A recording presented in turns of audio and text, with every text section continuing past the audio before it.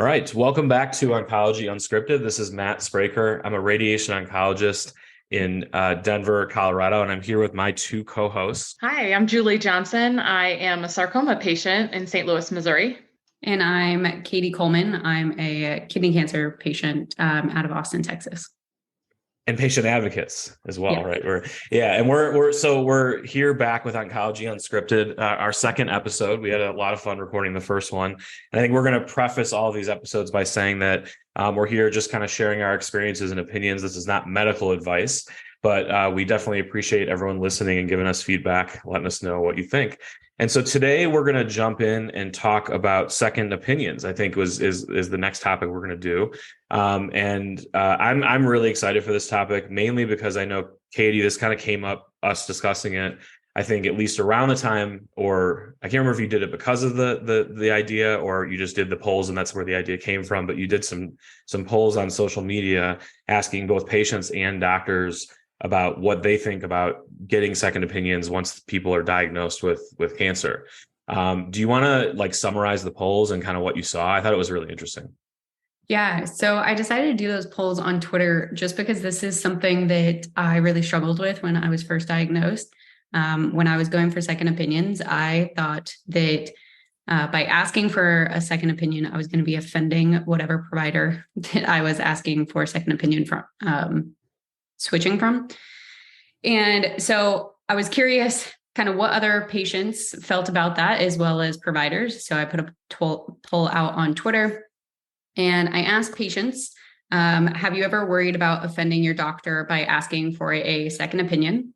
And the results from that, 51% of patients said yes, and 49% said no. I ran that same Twitter poll on Instagram as well.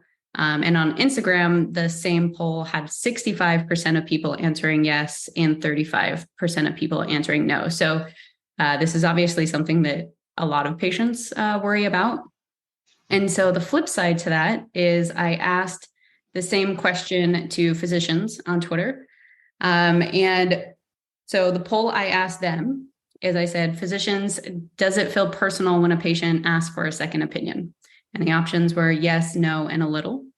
4% said yes, 77% said no, and 19% admitted that it felt a little personal. And what I thought was really striking about that is the fact that so many fell into that no category, which is not what I was expecting. But I think it was also very good to hear, especially as a patient who's asked for a lot of second opinions. I was happy to hear so many physicians saying that they don't take it personally. And then if you went into the comment section of that poll specifically, there was lots of physicians advocating for patients to ask for second opinions. So I was definitely happy to see that. Yeah, I was actually a bit surprised to see the patient poll. I think of how many people that would be offended or sorry, that would worry about offending their doctor because of it. And I think that I do wonder if the Instagram poll is closer to reality because I do feel like there's different, we probably haven't talked about this, but I feel like there is different audiences on each of the platforms. And I think the patients that would answer that question on Twitter tend to be pretty active in the medical space, either being advocates or advocating for themselves or just researching and learning.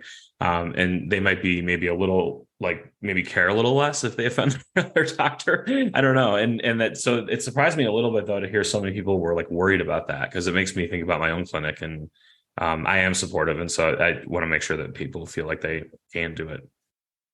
Yeah, the Twitter for the patient poll on Twitter, I do think it was probably skewed slightly by just the demographic that I have, especially as followers that I have on Twitter. Most of the followers I have, if they a lot of them are in the medical field in general. And so I feel like those folks might not be as worried because they have involvement in the medical field. Whereas a lot of the people that are on Instagram for me are mostly patients. And so they're going to skew more on the side of kind of where I fell when I entered. I also couldn't get any demographics from the Twitter side. But on Instagram, I noticed more women tended to mention that they were worried about offending their physician. There was definitely like a mixed bag on both, but it did skew that more women were worried about it. Julie, do you have any thoughts on the polls or what? I think my experience probably better reflects what you learned on Instagram, and just in terms of the patients that I have spoken to, and even my own experience. I know earlier in my diagnosis, I was much more hesitant to bring things like this up with my physician, and found myself spending a lot of time thinking through how I might even approach this with my physician and ask for something like a second opinion. I have a little bit of a different philosophy on it now that I've been in the system for multiple years. But yeah, I feel like the Instagram results are a little bit more what I expected from the patient population. But one of the after we kind of talked about this, I know Julie, you had put together like a number of things that we could share with people to try to help equip them to kind of know if they need a second opinion or how to get one, what to look for. And so I think that's what we're going to kind of try to tackle today. The first question that you had, I think you came up with this one, and I really liked it, was like, when should you even consider a second opinion, right? I think you had said that, and you had put down a couple of instances where I would actually agree that most people should at least consider getting one. I mean, do you have thoughts about like when you advise patients or things like that about when they should seek second opinions or when they should know to think about that? I think a lot of it is dependent on the context of the patient, of course, and where they are in their experience. But I think one thing that I just learned from my own experience was I kind of happened on a second opinion a little automatically, not even by choice. Well, certainly by choice, but I kind of fell into it. So I'll just give a really quick overview of that. So I worked for a company, and as part of our benefits package, we actually had a contract with a company called Best Doctors. And we had a very small medical clinic at my place of employment. And the head of the medical center encouraged me to just send through my pathology report, because that was all I had at the time. Send through your pathology report and they'll just generate a second opinion. And I didn't know what, I hardly had any experience with this. And so I did as I was suggested. And, it ended up being a second opinion at a very large and well-known cancer center in the US. And it was all done virtually, and it came back a few weeks later, and it actually gave me a different diagnosis than I had received from my first center. And so that was a big aha for me that, at the point of diagnosis is actually, even in the pathology stage, is a really interesting and appropriate time to get that second opinion, because so much of what you're going to do and the actions that you're going to take stem from making sure the diagnosis is correct. Yeah. So, that's something that I learned from my own opinion or my own experience in terms of when to get a second opinion. And then certainly I think there are other times where a second opinion is necessary, or something that might be helpful. So just off the top of my head, it might be, if somebody tells you that your situation is rare, or uses words like uncommon, or this is a very unique case, we don't see many like this, those might be some flags that suggest an opinion. Another opinion might be warranted. I'm hoping we can talk a little bit about this in our conversation today, because this was another aha. When I was first diagnosed, I did not know that there were guidelines for what a physician, what treatments a physician should offer and in what order. So I went in as a patient thinking that every physician had a different way of approaching this. And so I thought well, I of course need to get multiple opinions because someone at organization A might take this approach, but at hospital B, they might take this approach. And it wasn't until I learned about the guidelines that are there to kind of standardize some of this that, that made me think differently about second opinions. And then certainly, like, if somebody ever says, there's nothing more that we can do, or we don't have a therapy for you, like, those are some times where I think a second opinion is probably warranted. Katie, I'm sure you have additional things to add to that list as well. That latter one, I actually see doctors. Sorry, Katie, I don't mean to interrupt you, but I actually see doctors. That's one place where I see like kind of universal agreement that that people will try to push hard to help find second opinions, as if they're out of options locally. They'll often, like look for clinical trials, for example, or try to reach out to other institutions to find if there's things that they can offer that they don't have there. That's a great point. Yeah, I think that for me, that was one of the things that kind of triggered my thought of looking for a second opinion was, for example, the language that my first oncologist that I had, the language that he used when he mentioned that there were no clinical trials available at the institution that I was at for my type of cancer. It made me think like, okay, maybe there's no trials available, just period at all. But it triggered me into thinking like, okay, if there's no trials available here, maybe there's trials available elsewhere, and maybe I should be looking at other opinions. What I had also fell into that category of super rare. Julie, I think you and I are going to skew pretty heavily on this podcast in general, talking about probably rare cancers and our experiences there, just because we both have had rare cancers.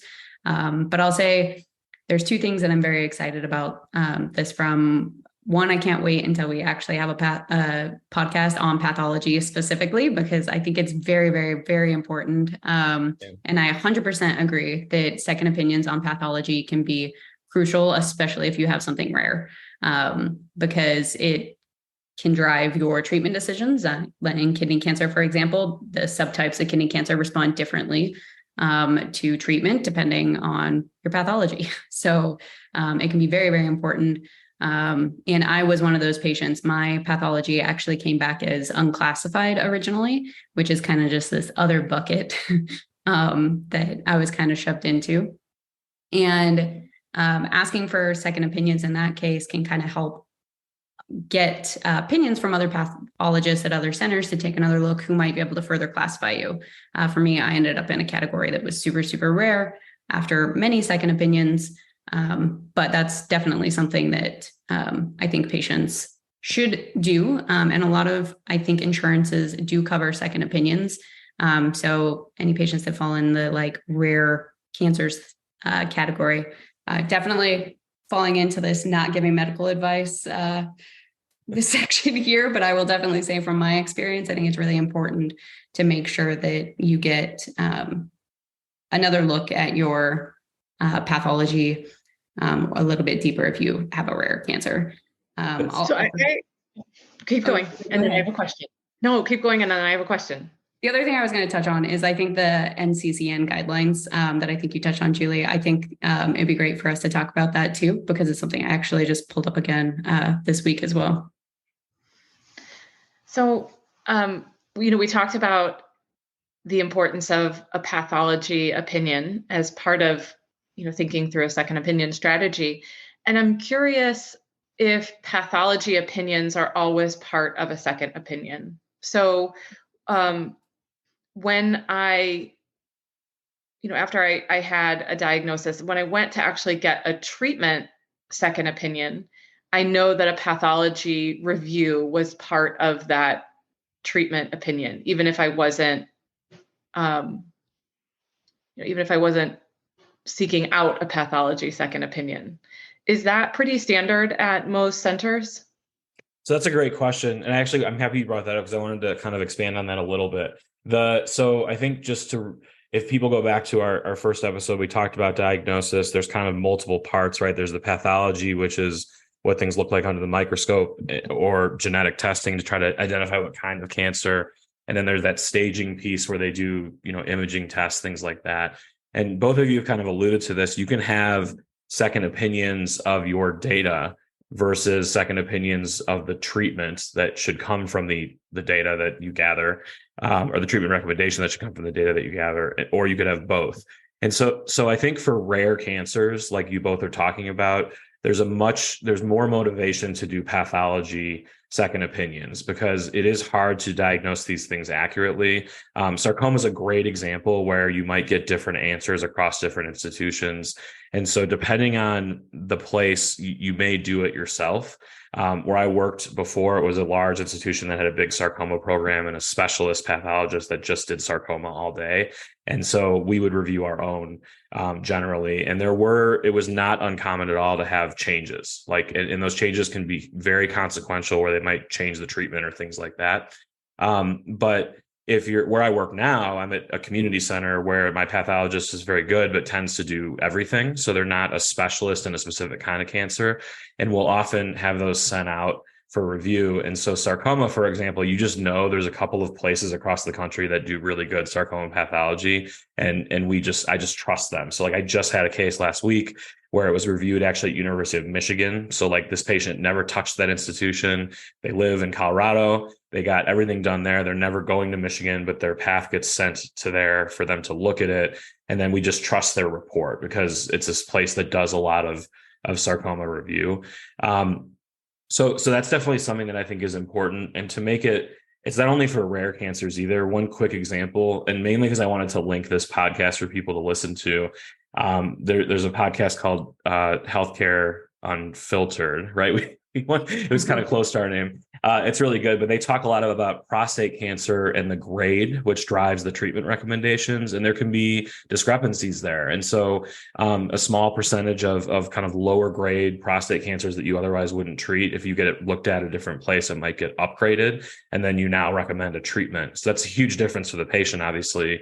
And so those kinds of second opinions are important in some cancers, but not all of them. A flip example might be like breast cancer, where there's a lot of centers that have expertise diagnosing that really well, and it's a little bit more straightforward. And so I wouldn't expect that people with breast cancer are getting second opinions on their path all the time, just because it's just a lot more kind of straightforward place to place. And so that I think that's kind of an important point about rare cancers. Yeah, I think that might be a good time for us to talk about in general. One question that I would have for you, Matt, are there scenarios that you don't recommend second opinions? I'm thinking of there's a couple scenarios that if I put myself in those positions, if I was already at a top center, if I had a common cancer, and especially if I was stage 4 and I had a lot of disease that I needed to act quickly on, I don't know if I would ask for a second opinion. As well as, I kind of think the time delay there. I'd be curious to get your perspective on the cost benefits of having a time delay that can come with a second opinion, versus kind of everybody going for a second opinion. Cancers, I will preface this by saying I do a bad job explaining this topic because I find that patients misunderstand me all the time. Some cancers move faster than others. So there are cancers that are slow moving cancers that are unlikely to hurt or harm somebody in just a few weeks. A really great common example is prostate cancer. A lot of people might know that you can actually just live with it for years and it may not do anything to you. And so that's a slow moving one. There are types of blood cancers or lymphomas that can move so quickly that even a few days or a week can affect how somebody had the outcome. And so I think it is a good idea to get an opinion from your initial doctor about how important it is that you start treatment tomorrow or right away, right? And there is a tendency to want to do that. So people will say it's important all the time, but you can ask them, do I have a week to get a second opinion, that kind of a thing. And so that's definitely something to consider, I would say. So I think with the speed of it, you have to try to make that judgment call. The other thing that is a little bit frustrating is that in some rare cancers, patients that are younger, like both of you, people are very motivated, and they have usually sometimes can come up with more resources to be able to get the second opinions. I mean, I know like both of you actually flew to other states to see doctors. Is that so? I think even like post COVID, people can understand that that's not really feasible for a lot of families, and people should not feel like, for a lot of cancers, it may not make any difference in the outcome, especially common ones that are just treated, all the time by the team that you're with. I think that it's a much different thing than a rare cancer. Yeah, I think that part is very important to point out. And it's something that I like to talk about, especially like, I mean, even with rare cancers. So like if you have a rare cancer, that the treatment options and guidelines really aren't going to vary from one physician to another, because maybe there's like not treatments really available. Then I think it can be important to get a second opinion to make sure, like confirm what you have can be important. But kind of as you mentioned, sometimes you can get those sent out without actually having to go to another institution yourself to have some of those verified. But as a patient myself, like I was diagnosed at 29. I don't have any children. We moved to Texas to end up going to MD Anderson, but I could make all of those moves because of where I was in my life. Whereas if I had kids or had to uproot my family or do any of that, it definitely would have changed my decisions on second opinions and kind of where I went. So I think you have to kind of evaluate the cost benefit of seeking a second opinion, and if that's going to change any of your treatment decisions. And I think that kind of all goes back to kind of making sure that you follow up and ask your physician. It goes back to that poll, I think, of like, it can be very uncomfortable, I think, as a patient to bring these topics up and ask for second opinions, because as a patient, it can feel like you're questioning their advice. But I think it's really important to get that context in your appointments, because the best person to give you that context is going to be your physician, because they know all the details about your specific scenario, and they'll be able to kind of help advise on that. And I think it was shown a couple of times in the comments of those polls of, if you have a physician that gets upset that you're asking for a second opinion or isn't open to the dialogue of those conversations, that's probably a pretty good sign that maybe you should be getting one. Right. No, and I think one thing that's important to say is you've kind of both mentioned this a couple of times about NCCN. So NCCN is the National Comprehensive Cancer Network. It's a guideline group. I actually used to be part of one of the panels, and it's good for people to know kind of what this is, because I do think it's a nice marker to help let you know if you're kind of on the right track in terms of being with the right group or getting a second opinion. So basically the NCCN is just a panel of oncologists, so different types of oncologists, which we'll talk about in a subsequent episode, that sit around and they basically map out how to treat people per stage, right? So if you have kidney cancer, for example, it'll have the different types in the NCCN guidelines, and then within each type of kidney cancer, there's different stages. Same thing with the sarcoma, and it'll give you pathways for how people should treat. It's important to understand that the guidelines are meant to be inclusive, and so it really is best viewed as guardrails, in my opinion, meaning that you can look online. They have patient resources that make it a little easier to digest them, and you can see what like the recommended array of treatment options is for your cancer and stage. And if what you're being recommended falls outside of that, it's not cause for alarm inherently, but the doctor should be able to explain why they're doing something different. Sometimes the data evidence runs ahead of the NCCN and they don't have the most up-to-date things in there. They usually do update it each year, and so it stays pretty up to date, but that can happen. Or sometimes that, there's a gray area of the case that makes someone do something different outside of the NCCN. And that's why you go to an actual oncologist, not like a robot that just treats based on an algorithm, right? And so I think that it is good to know about those and understand what the baseline is, especially again, like common stuff. Common stuff is common. People are going to follow the NCCN for most of those things pretty easily. When it gets rare, there may not be an NCCN, or it may not be exactly applicable. And so it's better to get different opinions, I think. Yeah. Yeah, I think I had seen the NCCN guidelines as a patient earlier on, but I'd seen just kind of a snippet from it, from like what the actual treatment guidelines are. And I hadn't fully kind of gone into the patient resources. And I would recommend any patients to go check out the NCCN guidelines for their own cancer, because I spent some time scrolling through that today, the full document. And as I was in there, I was like, man, why did I not look at this at the beginning? Because there's so many things, like even describing who the doctors are that you see, who a fellow is, kind of some of the things that we're about to talk on in another podcast. But there's so much information in there. And so I highly recommend that to any patients who are trying to learn more about kind of the entire process that they'll be experiencing and kind of what to expect. I'll say my case does fall out of the NCCN guidelines. So like the treatment options that we went with for me, it did fall out of those guidelines, but I fully understood why they fell out of those guidelines. So I think that part of like having that discussion with your physician is really important.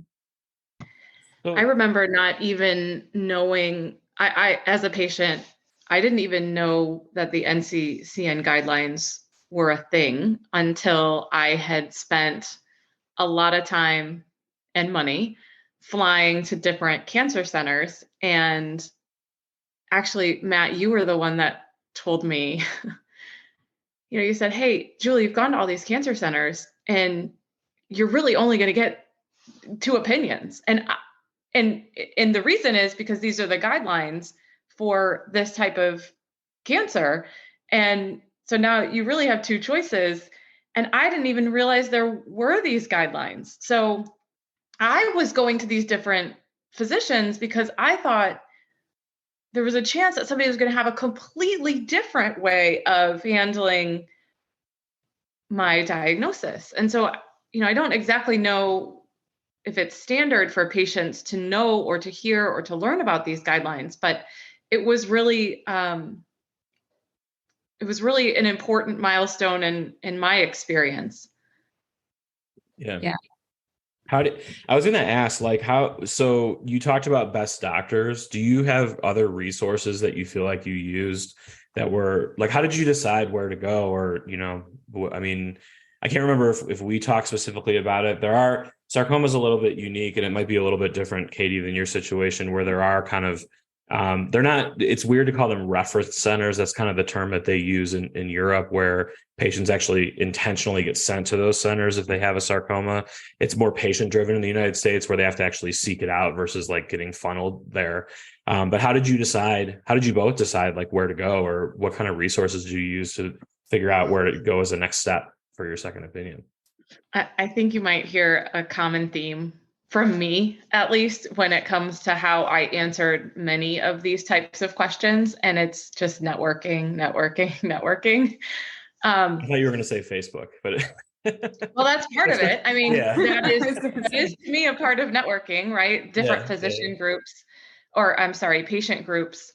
So to me, other patients were always a major source of different names or different ideas for second opinion resources. And that was actually interesting. One of the things that I found when I was thinking about a second opinion is that I could ask a group of patients, I'll use this as an example. I could ask a group of patients, where might I go for a second opinion on this type of cancer? And I'll get a bunch of responses. But I've also found it to be really helpful for the patient, as a patient, to just reflect on, like, what is the type of opinion I'm actually looking for? Like, are there, certainly, is there a certain opinion? Like, am I looking for a surgical opinion? Am I looking for a medical oncology opinion, a pathology opinion, et cetera? But even deeper than that, are there the characteristics of the physician? That might be, I'm looking for a physician that specializes in immunotherapy or different immune options, or I'm interested in a physician that has a lot of clinical trials available. So I've found that if I am going to reach out to patients or even nonprofit groups, that if you have some type of description, that you will probably that the results of your exploration might be a little bit more focused for what you're looking for. I know there are a lot of virtual second opinion services that exist now. I hope that we see more of this in the future, but I believe that Dana-Farber has one. I think Cleveland Clinic might have a virtual second opinion option. So I actually looked into those as well. I reached out to nonprofit groups. I have sarcoma, so the nonprofits that I reached out to were sarcoma specific, because of many of these sarcoma foundations or cancer foundations will have relationships with physicians that specialize in that type of cancer. I mean, there are even individual professional patient navigators that I've spoken to that are not affiliated with a certain hospital, but they have kind of a broad view of physicians that specialize in certain types of cancers. And I have found those types of resources, whether they're individual patient navigators. Like there's a woman that I have talked with many times. She has an organization called Cancer Champions. And I find that she, kind of has a network of physicians across a number of different cancer types. And then there are these digital services as well that I've also used. An example of one of them might be a service called Cancer Commons, which also can provide second opinions or trial opinions that stretch across multiple centers and aren't just, they're not just pulling or recommending from one specific center. So there are a lot of resources out there that I've found. I think the thing to be mindful of is that, it does take a lot of time, and that you can get into a little bit of analysis paralysis on this. And that, I think, Matt, you told me when it comes to second opinions, you can get as many as you want, but don't get so many that you start delaying treatment. I know we already touched a little bit on that, but I do think that's important too. So I think, for me, there's lots of resources out there. They do take some time to find. And I think it's important to understand the guidelines for your specific cancer, just to make sure that, spending the time identifying these resources is actually going to result in a meaningful second opinion. Yeah. I think, so I went a lot of the same places, I think. As far as the networking piece, I think I went a lot of the same places you did, Julie, when I was looking for second opinions. But I'll actually zoom out a little bit further than that, because before I really got involved in some of the Facebook groups, I was trying to figure out where to go for second opinions myself. And so I was Googling. So I was Googling best treatment centers for kidney cancer in the United States. And I mean, it was difficult to try to find those lists. And I think your definition of what best means might vary depending on what metrics they're trying to rank as a hospital. But as I was doing my search for that, the ones that ended up popping to the top of the list, or the ones that ended up having the best marketing. Some of those things I think are important to point out is like, everything that we talk about here is kind of just purely opinion based. And like, yeah. I think the treatment goals of every patient is what should be driving a lot of these decisions. I'll say that, like, I mean, I go to MD Anderson, and they do also have like a lot of systems in place. They have a lot of marketing, like that is very evident to me. My follow-up with them is like very easy to coordinate. And it's because they have a lot of those resources. Whereas like I also go to the NIH and the NCI, and they don't have a lot of those marketing resources, which as a patient, when I was looking for second opinions, I think it's really important to talk about this stuff, because I didn't trust the NIH and the NCI when I was first going through second opinions, because they did not have a marketing presence. I couldn't find patients that had gone there. I couldn't find any information about them. And so I was very hesitant and was like, what is this place? And that place is the reason why I'm here right now. So and I have just phenomenal things to say about the NIH and the NCI. And so I think that's where the networking piece really, really comes into play. Because what changed that for me was it was patients. I did get connected with two patients who ended up going to the NIH, and I was able to hear their experiences. I also reached out to nonprofit organizations, similar to what Julie did. I reached out to organizations that were specific for kidney cancer, and they helped put me in touch, both with my oncologist that I ended up having at MD Anderson, as well as the NIH, who ultimately ended up doing my surgery.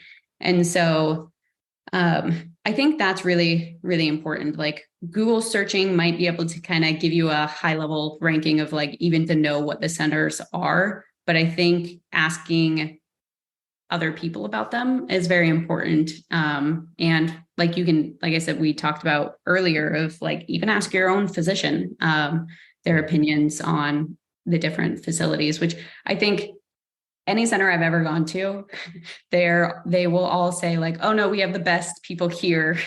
And so I think you're going to get that answer in a lot of places. But I also think that if you mention like, I'm going for a second opinion, I would like to know your opinion on X place. I feel like most physicians will be pretty honest about that, but Matt, you might have a better idea on that.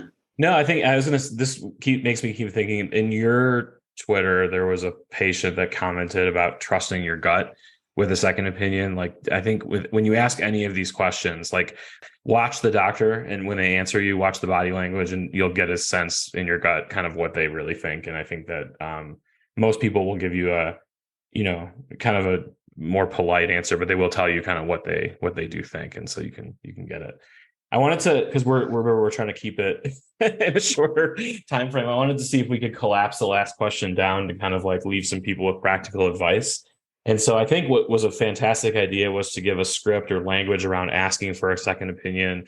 And then I was going to give a couple of thoughts about what you should get when you go to that opinion, right? Outside of we talked a lot about having a focused question, but if you're just going to go for just a general second opinion, what should you look for? But first, so how would you both recommend kind of asking that question to your current doctor? Or like, can we give people like a script or a kind of a way to ask, without offending that 25% that might be a little personal, take it a little personally? Yeah. I don't know what my own doctors answered to that poll, if they even answered it. So who knows? I don't think they would have fallen into that category of taking it personally. But I'll just say for me, what's worked for me the best is just being honest. So I don't know if like I would recommend even a script, but maybe more so like just a honest approach to it of like letting them know like, hey, because I'll back up there a little bit. I think one of the things I saw in some of the comments and some of the things I've talked to other patients about when they're getting second opinions about why they got a second opinion, it had less to do with the physician itself in a lot of cases and had more to do with just getting confidence in that treatment. So when they got it confirmed by another institution, that gave them confidence to move forward on the treatment. It wasn't about the physician. It was about just like, you're buying a house and you don't want to buy the first house you see. You might want to see a couple and then, okay, yes, I want to go with this first house. And so it's just having the confidence that it can bring to that. So I think it's important to even like take that into those conversations. For me, I've kind of just said like, how would you feel about if I got a second opinion from X? Or I've said, honestly, maybe I'm not the best person to give this advice to, because sometimes I've shared it after I've gotten the second opinion and let them know that I went for a second opinion at X place. This was their recommendation. What do you think about it? But I'm usually very honest in those conversations and like tell them up front, like, this isn't because I don't have trust in you. I just wanted to like get another opinion or feedback on this. Julie, you might have better advice than I do. No, I mean, I think you bring up a great point, and I actually do have a couple of questions that I want to ask. Do patients really need to ask, or is this something where a patient can feel comfortable getting a second opinion without, quote, approval from their oncologist? Is this a polite thing to ask, or is there some reason that an oncologist has to approve someone getting a second opinion? So for me, I think there's a couple options when we're talking about if there's a script or some type of language. I think you can say very simply, I would like a second opinion to help me feel comfortable with the proposed treatment plan. And then I think you have a couple options. You can either say, I've identified these centers and these physicians. Do you have an opinion? Or if you haven't identified centers or physicians, you might ask, I would like to get a second opinion so that I can feel comfortable with the proposed plan. Do you have a suggestion on who might be on a physician or a center that might be a good second opinion for me? I have actually a question. Like when you ask, I know some patients use their physician as a resource for obtaining names for a second opinion. So you might ask your physician, do you have thoughts on a physician that might be good to go to for a second opinion? And I guess I'm just wondering if when you ask your physician for recommendations, are you just more likely to get physicians that think like your physician? Yeah. I've always kind of struggled with asking a physician, hey, who do you think I should go to? Because I'm always worried, or just, I just assume that I'm going to be referred to a like-minded physician. And in some cases, that might not be what I'm looking for. I might be looking for someone else that, isn't kind of connected to my oncologist to give me what I think might be the most unbiased or kind of, a brand new second opinion. Yeah, no, I think it's a great question. It's hard. So it's hard to answer as a blanket because I think more common than not, it's hard to do that. Like I think that I usually don't know off the top of my head how somebody might answer, and I might be sort of surprised by it from time to time. And so it's hard to like refer to someone. The one exception is if your doctor is in an academic center and they train people. If they refer you to like someone they trained, it's very likely that you're going to get the same answer because they trained that person, and then that's probably how they treat in general. Much more common that comes up is like when I send second opinions, first of all, you don't have to ask permission. The patients are entitled to do whatever they want. That's one of the things we always talk about with our medical system is all the downsides, but one of the things that we do have is all this choice, right? And that a lot of other systems don't have. And so you actually can go and get a second opinion on your own without anyone's permission, and you should. The one catch is some insurances will require like what's called a referral, which is where you'll actually get an order from another doctor to be seen by this other doctor to get another opinion. And for example, when I do those referrals, it's much more common geographically. What I mean by that is I might see somebody in my center where they traveled 2-3 hours to get an opinion from me, even if I'm the first opinion, like in my old job, for example, because I was a specialist in a rare type of cancer. And so they'd travel for that. And then I would have them get a second opinion of a doctor that's like 10 minutes from their house, right? Because radiation treatments that I'm sure we'll talk about at some point kind of happen over a number of weeks. And so that a lot of times they'll refer people, close to where they're going to be, that sort of thing. And so I think, that everything you said, I would agree with. I think relying on the networks will get you the most likely chance of having like a different opinion or a center that treats differently or gives a contrasting opinion to what you've had. And then you definitely don't need permission at all, I don't think. Yeah. Outside of like insurance, red tape type stuff. Yeah. I feel like I would love to get your opinion. I know we're going over here of Matt on this perspective, because as we've been talking, I've been thinking back through my second opinions here again, and I'm probably the worst person to be giving this like advice based on my own experience. I think I did it right the very first time where I told them I was looking at getting second opinions. I don't think any other second opinion I got, I let them know before I got the second opinion. And a lot of that is because I was actually getting multiple opinions at the same time, like between different centers. That one actually didn't end up being on purpose. It just ended up being how it ended up working out. But I don't know. For me personally, like this area is one of like the most uncomfortable areas of my treatment decisions, because it's one that I did not know how to navigate very well. And like I changed providers within the same institution at one point, and that was very difficult to do. And that was like the most uncomfortable experience that I had. And I'm sure it had to be uncomfortable on the other end too. I have no idea. But so I do not think that I'm the best person to be giving this advice on second opinions here. But I will say that one thing that it made me think of is, Matt, you mentioned that sometimes you like to hear follow-up from the patients that got a second opinion to see where they landed, and just make sure that they landed somewhere. I don't know if I've had anybody really follow up and see if I went through second opinions. I might have, but I thought that was very interesting to hear from you. Yeah, I think for me, the biggest fear is that somebody, like we use the term falls through the cracks. It just means that the medical system has lots of cracks and you can easily fall through them, meaning that if you just get a bunch of opinions, if no one ever pulls the trigger and starts treating, then all of a sudden, like, it's easy for a patient to kind of get lost there and then not have that, have it kind of convert to treatment. So we keep a list of people that we're working on, like my team does, and we try not to let that happen. And so we'll usually follow up on people. A lot of the charts are connected behind the scenes, so we can often see other doctors' notes. And so it might be as much as just looking in the chart and seeing that they're actually connected with someone. They have a whole bunch of appointments coming up.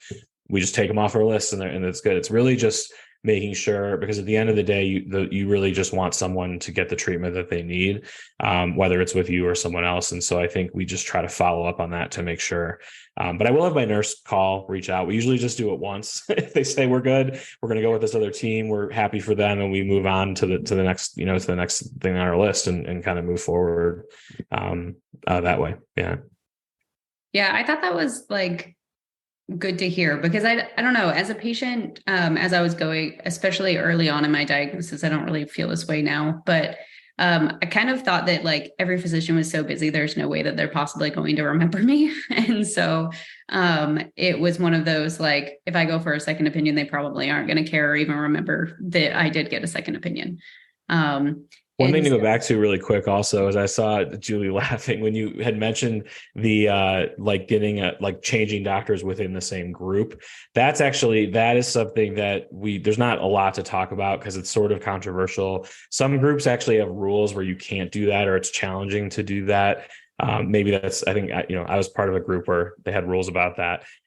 Personally though, same thing. I think part of the opinion is actually making sure you're comfortable with the doctor, and whether that's a doctor of the same gender as you. I think that's a common thing that comes up. I just had a patient that changed within our group because of that, or just style, right? I mean, every doctor has different styles. I tend to think I have kind of a unique style in clinic. And so, I think if people want, someone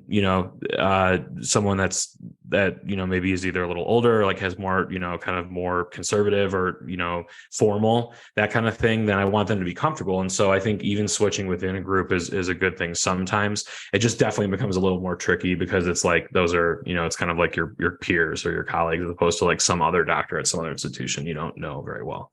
So. Yeah. You were laughing, Julie. Is that something that you've done? No, it's something I didn't actually have the courage to do.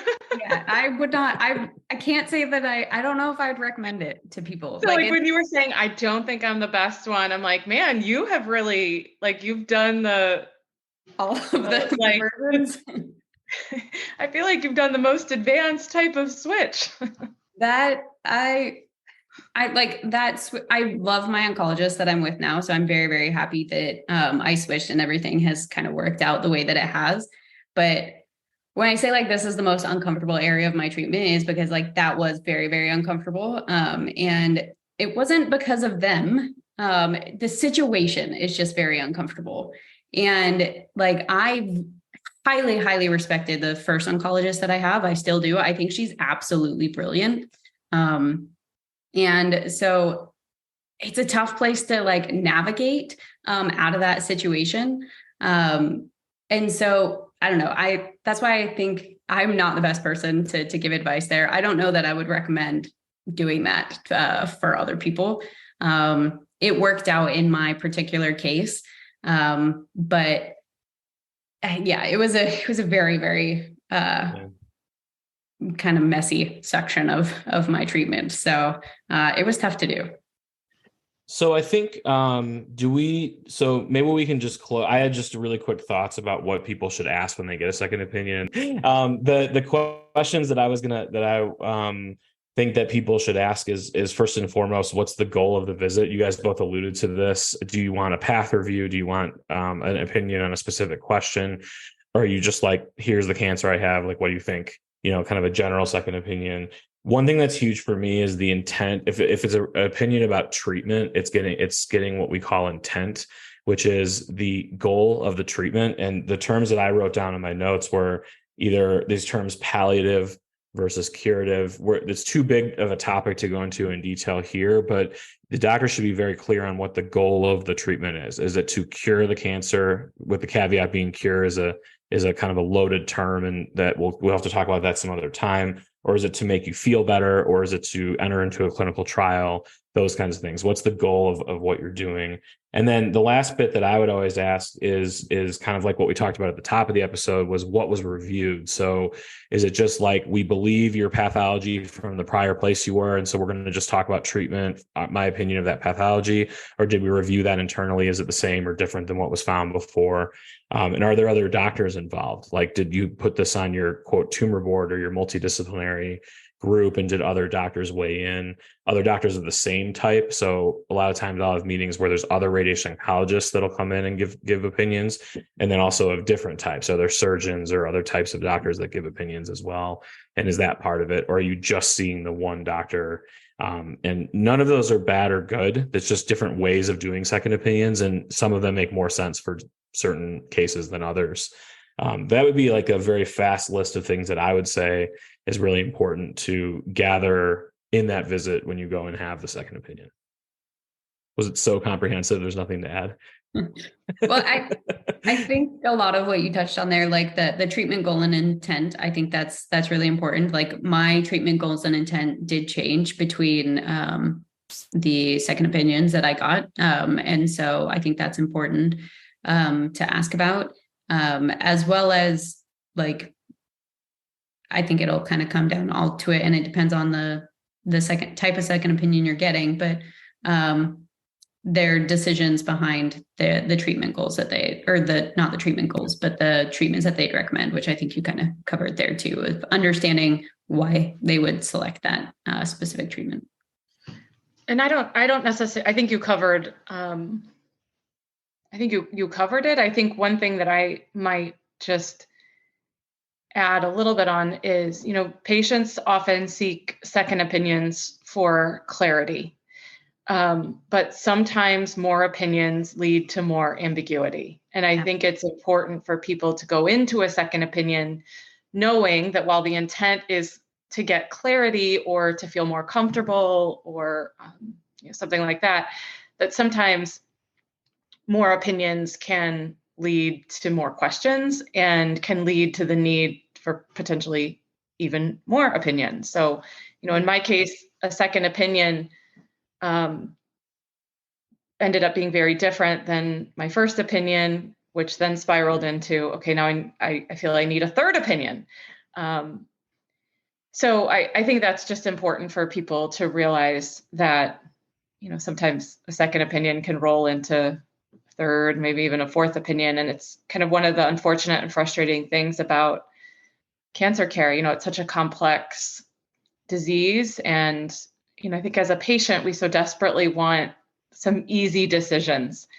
And sometimes those are few and far between. So, patients and physicians kind of have to become masters of making complex decisions in a very ambiguous environment. One thing that I don't think that we touched on here that I think is also important to talk about before we kind of wrap up, that is one of the questions I think you can ask as well is, like, is that physician willing to kind of work with another center closer to you? Because I know, for example, like when I came down to MD Anderson, like I didn't have to move. I chose to move because I also like living in Austin and I wanted to be closer to MD Anderson, but they were willing to kind of see me, and kind of like I would do all my scans at MD Anderson. They would kind of be driving the treatment decisions, but it would be administered closer at home, with a local oncologist. And even once I moved down here, I ended up with, they originally had recommended that I go to MD Anderson, and then I still have a local oncologist here in Austin to manage treatments and side effects and stuff like that. And so I think it's also important to point out that, like, in getting second opinions, one of the questions that you can ask too is, like, do you need to physically be there in order to be kind of seen under their care? That's such a great point, and I feel like we'll have to. That one is hard to dive into, but I think we can just leave it at that. It's a really good point that it is not uncommon for, especially for certain types of treatment, for patients to kind of get it close to home, but then periodically check in with an expert or a specialist that is maybe lives further away, and just to get kind of some information as kind of things go along. I was always happy to do that when I was kind of more in my specialist role, and I work with people on the other end now as being more of the community person. So that's a great point. Those are two really good statements to kind of close the show. I think I really like what you said there, Julie, to kind of like wrap that all up, and yeah. Any final thoughts on this one? It was a big topic to try to, like, there's so many things I'm thinking of now that, like, I know, same. man, it's just such a big, complicated topic.